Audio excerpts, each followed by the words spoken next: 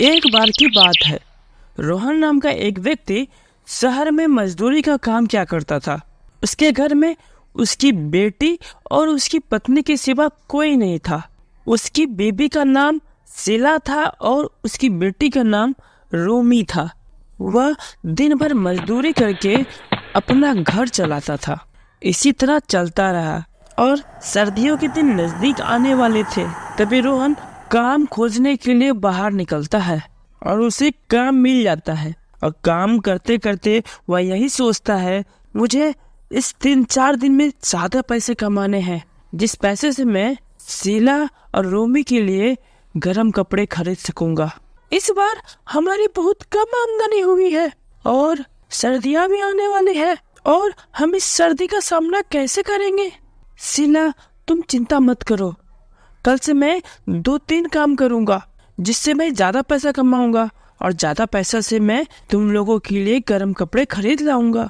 जब रोहन और शीला बात कर रहे थे तब उसकी छोटी बेटी रोमी आ जाती है और बोलती है, पापा पापा, आप खाली हाथ आ गए। आपने तो बोला था कि आज आप मेरे लिए गर्म कपड़े लाएंगे।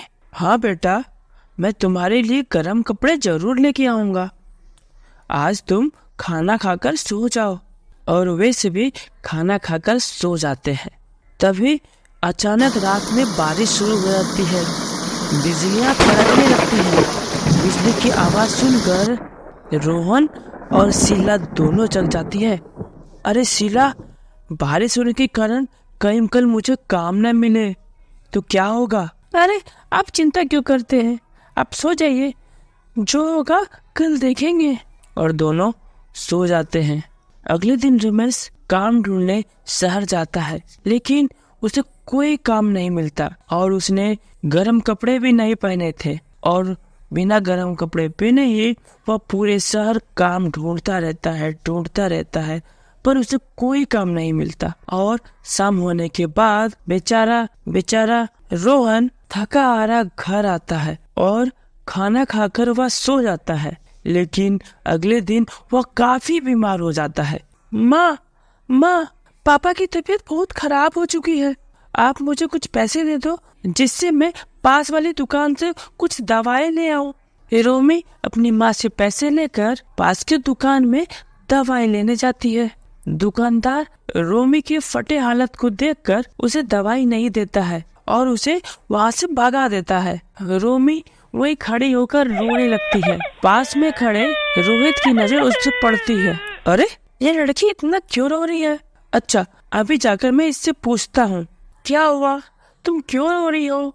कोई प्रॉब्लम है क्या, या किसी ने तुम्हें मारा है? नहीं, मुझे कुछ नहीं हुआ। मेरे पापा की तबीयत बहुत खराब है, मेरे पास दवाई के पैसे नहीं है। क्या हुआ तुम्हारे पापा को? कल रात बारिश की वजह से मेरे पापा बहुत परेशान हो गए, जिसकी वजह से सुबह बिना गर्म कपड़े पहने शहर में काम ढूंढने के लिए गए थे और उन्हें कोई काम नहीं मिला, जिसके कारण वो बीमार पड़ गए। रोमी की बात सुनकर रोहित मन में सोचता है, हमारे टीचर कहते हैं कि हमें सबकी मदद करनी चाहिए। अपने पापा को बोलता हूँ, मेरे पापा इनकी मदद जरूर करेंगे। पापा देखो ना, वो छोटी सी बच्ची कितनी रो रही है क्योंकि उनके पापा बीमार हैं और उनके पास दवाई खरीदने के लिए पैसे नहीं है। आप उनकी कुछ मदद करो ना। अरे नहीं बेटा, ये सब उनके बहाने हैं।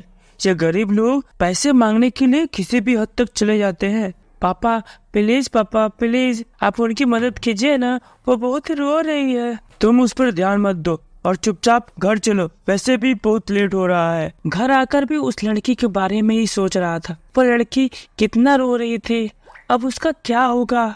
उसके पास तो गर्म कपड़े भी नहीं है। अब मैं अपने पापा को कैसे मनाऊं उसकी मदद करने के लिए? रोहित रोनी के बारे में सोच ही रहा था कि उसे एक आइडिया आता है और रोहित किसी तरह अपनी मम्मी को मना लेता है रोनी की मदद करने के लिए और उसकी मम्मी भी मान जाती है। फिर रोहित की मम्मी और रोहित दोनों मिलकर उसकी मदद करते हैं और इस तरह से फिर उनकी परेशानी खत्म हो जाती है। रोनी के पापा ठीक हो जाते हैं और फिर से अच्छे से काम चलने लगता है।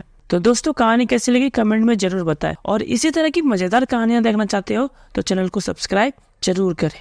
धन्यवाद।